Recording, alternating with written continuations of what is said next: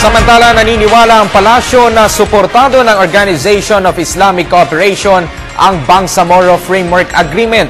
Ito'y sa kabila ng pahayag ni dating MNLF Chairman Nur Miswari na nakatakda siyang makipag-usap sa mga Islamic leaders sa Middle East sa Nobyembre para talakayin ang nasabing kasunduan.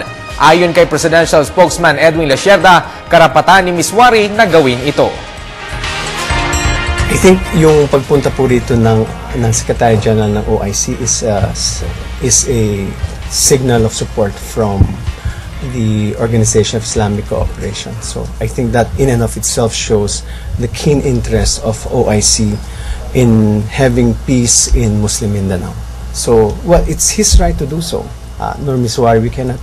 But as far as we're concerned, when we informed through Secretaries Del Rosario and Guingdeles that we are about to have a framework agreement signed, this was during the United Nations General Assembly on the sidelines of the UNGA. The Secretary General expressed keen interest, and that's why when we invited him, he wholeheartedly agreed to visit and witness the signing. And so, in and of itself, we find that as a symbolic and a significant support from the OIC.